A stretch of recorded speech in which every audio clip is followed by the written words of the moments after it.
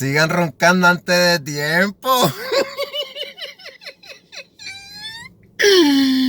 Salí de trabajar y me enteré de la noticia. Maldito sea, tanto que roncaron estos desgraciados. Roncaron con cojones.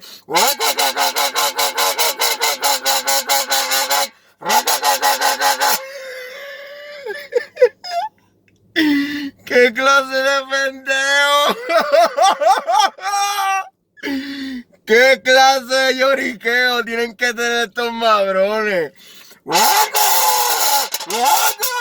Roncando para las redes. Ay, madre. Yo no puedo.